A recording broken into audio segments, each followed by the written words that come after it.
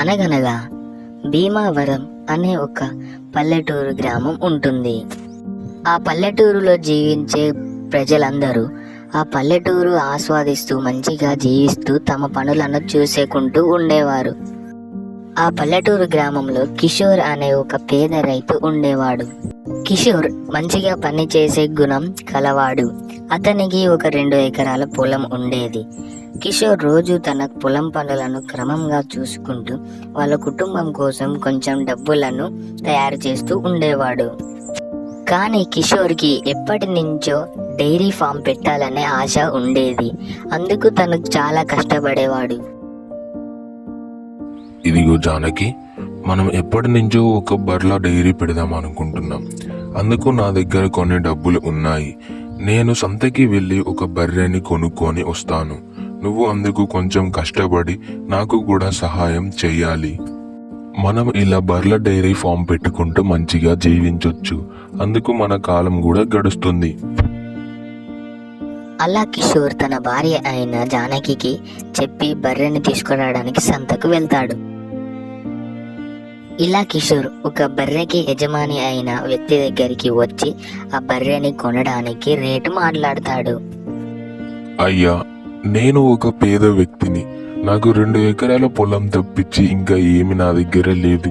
అందుకే నేను ఒక బర్రెని కొనుక్కొని ఆ బర్రెని మంచిగా చూసుకుంటూ ఆ బర్రెని పెంచడానికి నేను నీ దగ్గరికి వచ్చాను. నువ్వు నాకు ఒక మంచి బర్రెను చూసి పెట్టాలి. అలాగే కిషోర్, నేను నీకు ఒక మంచి బర్రెను చూపిస్తాను. కానీ నువ్వు ఆ బర్రెని మంచిగా చూసుకోవాలి. ఆ బర్రె ఎలా అంటే, నువ్వు రోజు దానికి మేత వేయకపోతే అది నీకు పాలు ఇవ్వదు.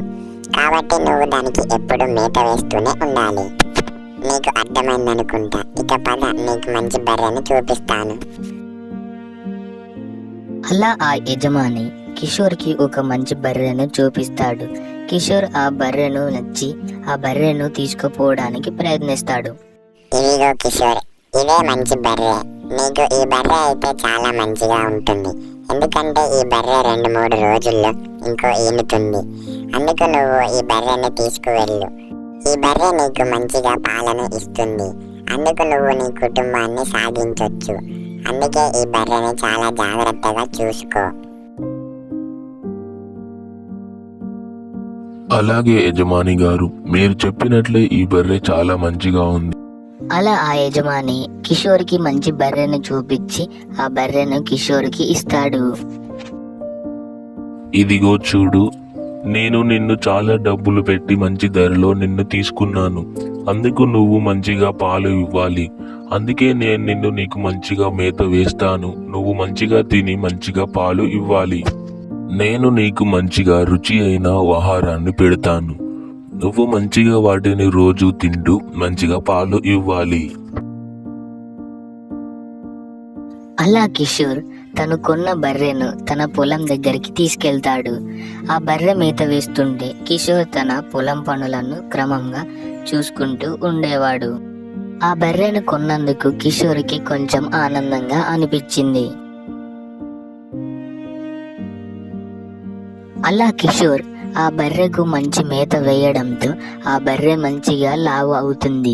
ఆ బర్రె కిషోర్ పెట్టిన మేతను తింటూ మంచిగా అయ్యి తరువాత ఆ బర్రెకు ఇంకొక పిల్ల పుడుతుంది.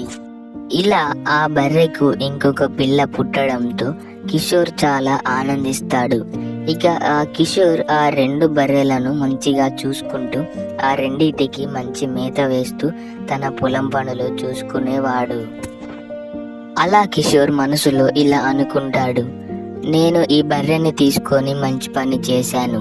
ఎందుకంటే ఈ బర్రెకి ఇంకొక పిల్ల పుట్టింది. ఇప్పుడు నాకు ఒక బర్రె కాదు, ఇప్పటి నుంచి 2 బర్రెలు. ఈ బర్రెలను నేను చాలా జాగ్రత్తగా చూసుకుంటూ మంచి మేతను వేస్తాను. ఇలా కిషోర్ ఆ 2 బర్రెలను తీసుకొని తన పొలం దగ్గరకు వెళ్తాడు.